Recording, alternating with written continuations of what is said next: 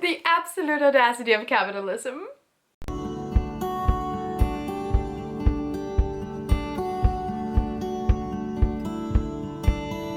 Hello everybody and welcome back to my channel. My name is Kitty Mary. Today we're tired for many reasons. One of them being that we are going to look at some greenwashing cases. We're going to talk about what happens in marketing and with the bigger companies right now.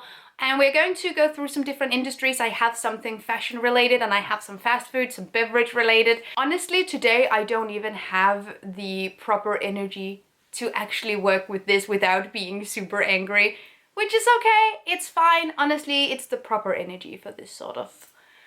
Let's talk about Primark, because Primark has been one of those brands I have been asked about a lot of times. On their website, they have a lot of sustainability lingo, and most bigger fashion brands at this point, no matter how unethical they are, they have a sustainability folder on their website with lots of vague wording, with lots of just empty statements and buzzwords, because it's free. It's free to say that you're doing something sustainably. Doesn't require any testing or proof or certificate. As we've also seen in the previous greenwashing videos, these brands, and specifically fast fashion, I don't know what that's about, they're doing everything they can to use vague wording to imply to consumers that they are more sustainable than their competitors, and none of them are. So that's a little bit comical. Anyway, Primark has a line called Primark Cares, and they care about a lot of different things. Primark launched its additional line of clothing called Primark Cares around 4 years ago, and it is an additional line of clothing that is more sustainably made than their primary products. In the video I made called 5 types of greenwashing, I am talking about this specifically called additional greenwashing, where you have your products that are unsustainable, and then to be sustainable you're making more products but better, which isn't actually being more sustainable because you're arguably making more products and you're not changing the products that you have already. You're just catering to 2 different types of consumers. So you're just making more money, but you're not improving your supply chain. Anyway, in 2020, Primark Cares accounted for about 16% of their overall collection of clothing, and now it's about 25%. And as I said, Primark cares about a lot of different things, including cotton. So on their website it states that about 27% of their clothing is made from recycled, organic or sustainable materials, which is first of all very vague and it covers a lot of ground. Are we talking 100% recycled? Are we talking 20% recycled? Because those two are different, and you can call your product recycled cotton even if there are 2% recycled cotton in it. So a little bit vague, we need more, but we're getting more. Okay, because within these 27%, some of it is also sustainably sourced from their cotton sustainability program, which in many ways looks like IKEA's Better Cotton initiative. Or it's not only IKEA's initiative, but they were one of the founding powers within it. But Better Cotton initiative, like this initiative as well, are like training programs where the company trains farmers to be more sustainable and use better practices, etc. But many studies show that this isn't working at all and actually makes it more difficult for farmers to get GOTS certified, for instance, which is a much better way of being sustainable because it's an actual certification. Okay, anyway, many of these brands make their own sustainable cotton initiatives because they know that there's a lot of talk about cotton and how it's unsustainable because it requires a lot of resources to produce. So many of these programs often look a lot like certificates when they aren't, because they're just controlled by the same body that buys the products. So also Primark doesn't use any other kind of certificates or third-party testing, they only do their own. And boy is it effective! Since its launch, it has resulted in a 4% water usage decrease. And I don't know if that's a flex. Primark also spends a lot of time on their website talking about their workers, and this is very misleading because usually we know at this point most fast fashion, all fast fashion, 98% of all textiles in the world is produced with fast fashion methods and with sweatshops and exploiting workers. And because most consumers know this somewhere deep down or know different aspects of this, it's often expected that when a company then talks about workers or just mentions workers, that must mean that they are not a part of that problem, even though they very much are. And Primark is a really good example of that. So they have a huge folder on their website about their workers and specifically about empowering women. So on their website, they state that they are developing programs to improve the lives of 321,000 women in their tier 1 supply chain. However, this is just me ruining everybody's good mood, but this is why you click that video anyway, so I don't actually feel bad. In 2020, Labour behind the label lobbied for Primark to pay their workers during the pandemic, because they didn't pay their workers for products that were made and ready to be shipped.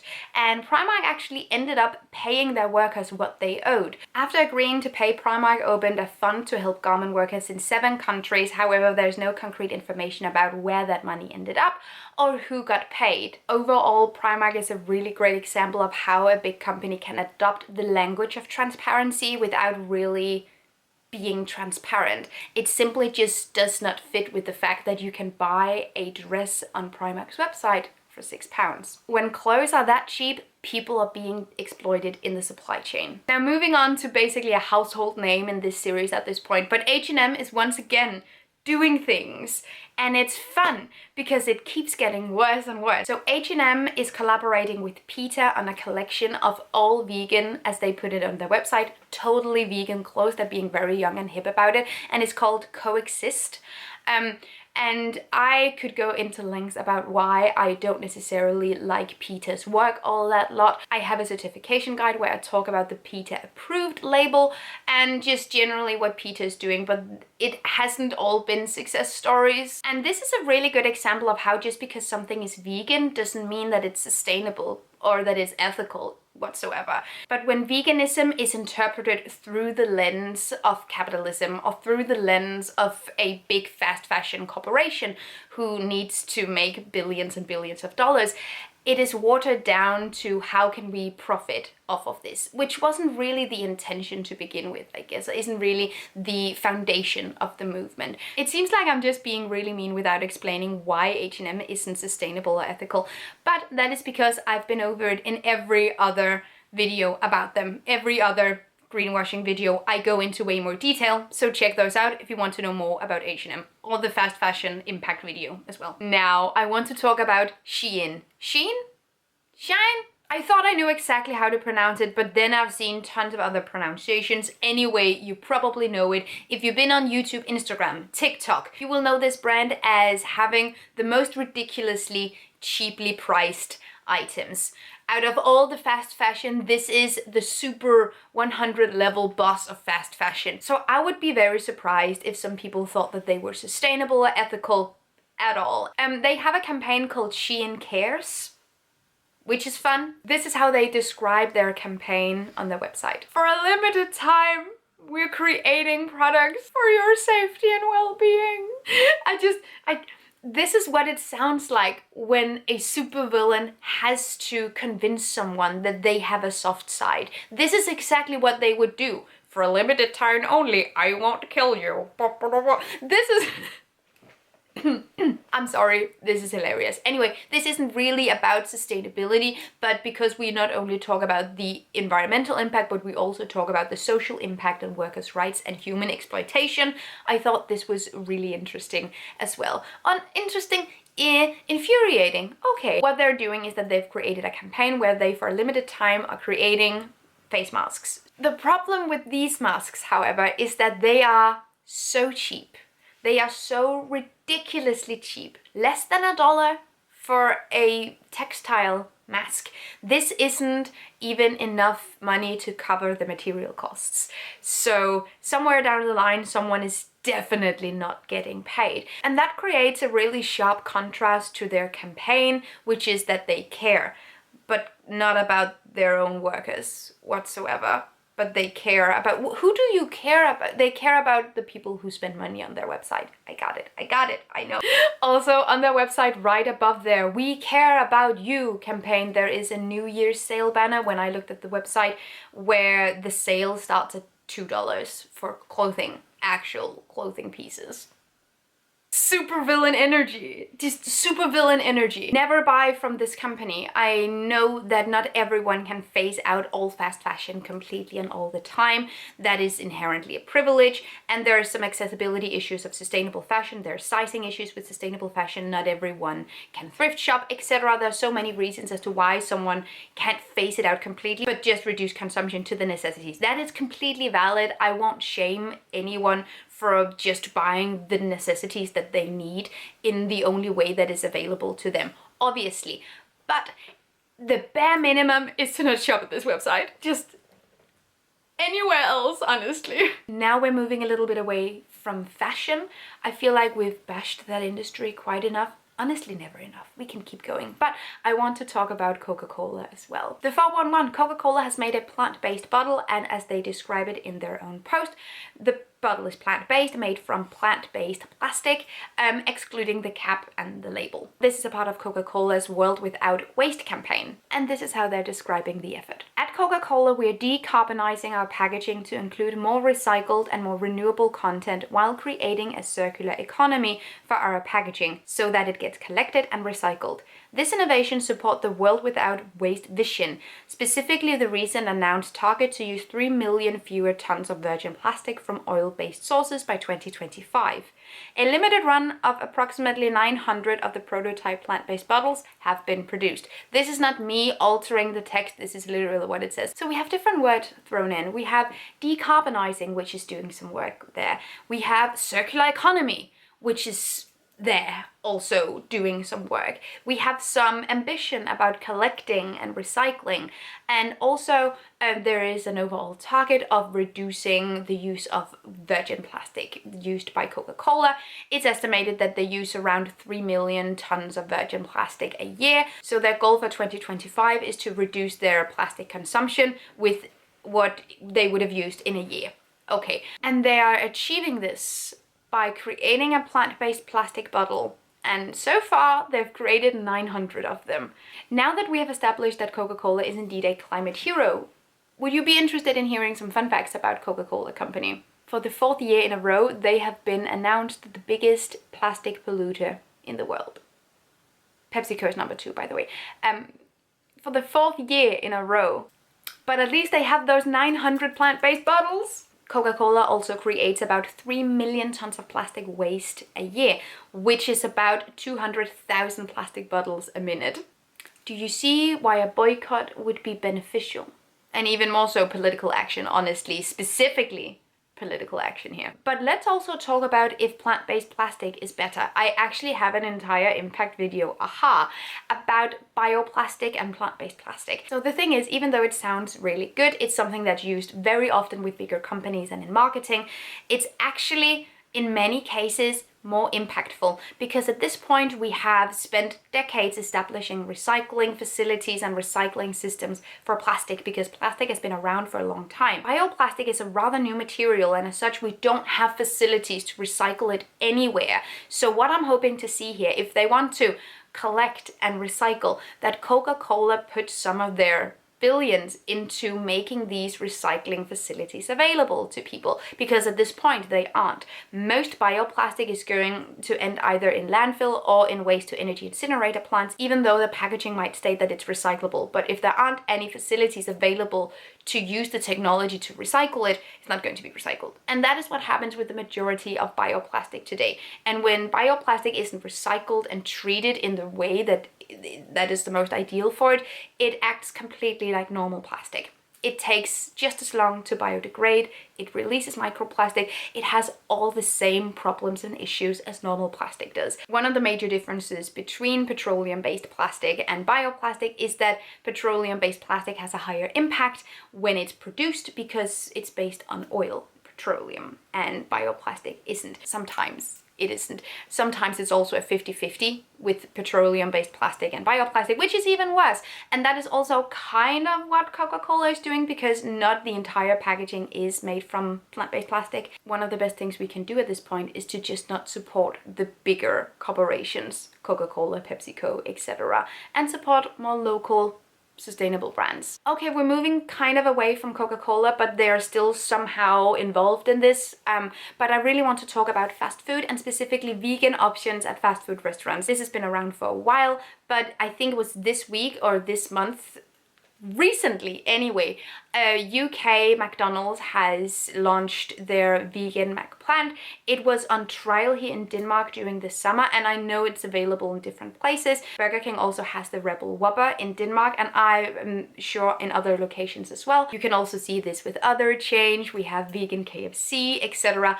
All these major global, most popular fast food chains are launching vegan alternatives. Is that sustainable, or is that greenwashing? Now, I'm going to share my views and thoughts. They aren't universal truths, and they might even be contradicting sometimes.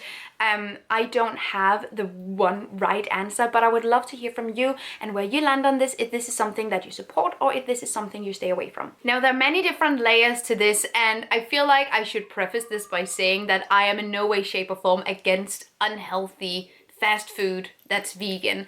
I am a vegan for the environment and somewhat for ethics as well.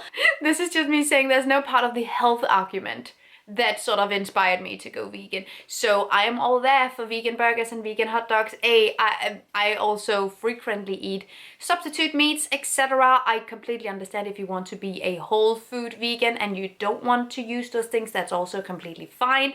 These two are just as valid as each other. Just me saying that I understand both sides of it.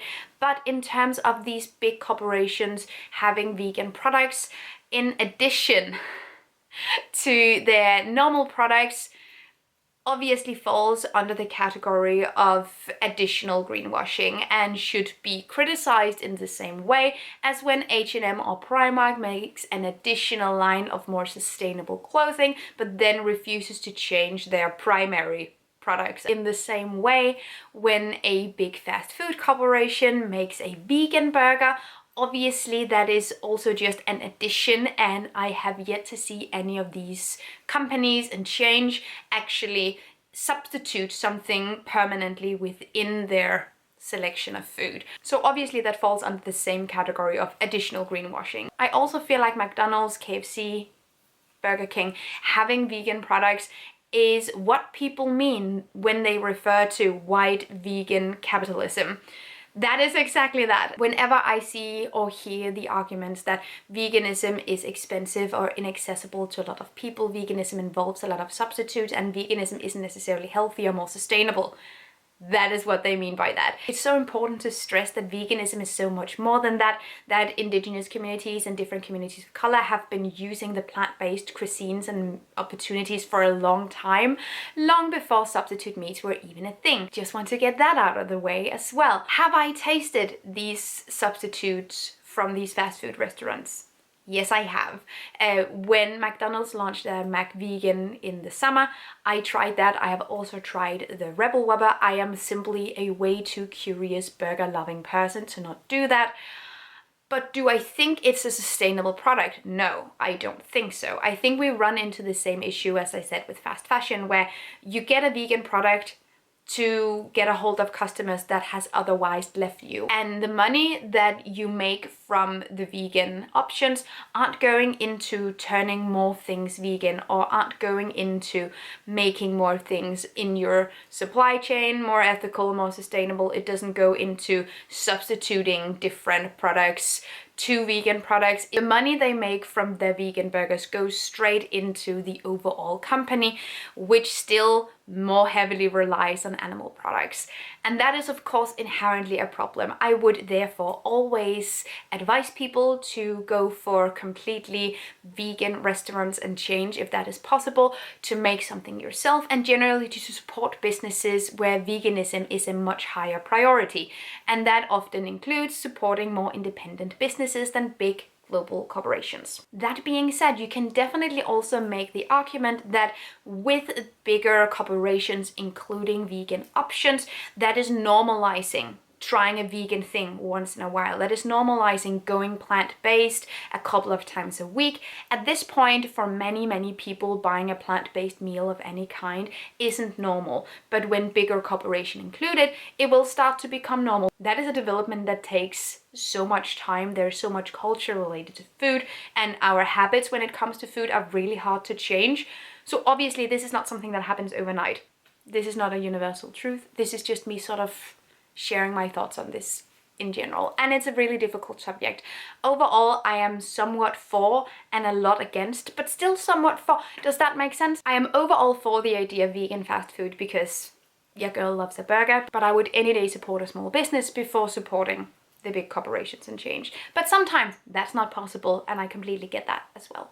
These were some of my thoughts on vegan fast food. These were some of my thoughts on Coca-Cola's plastic bottle. And these were some of my thoughts on what is happening in the fashion world with sustainability and greenwashing right now. I would really love to hear you guys' opinions down below and where you land on vegan fast food from bigger change and corporations, etc. Thank you so much for watching. Have an amazing day, and I will see you guys next time. Take really good care of yourselves. Until then, bye. Thank you so much for watching this video, and also a special thank you to my Patreon supporters. You guys help me create green, zero waste content, and I love you guys. You can find the links to my social media accounts down below and the link to my Patreon on this screen. Bye!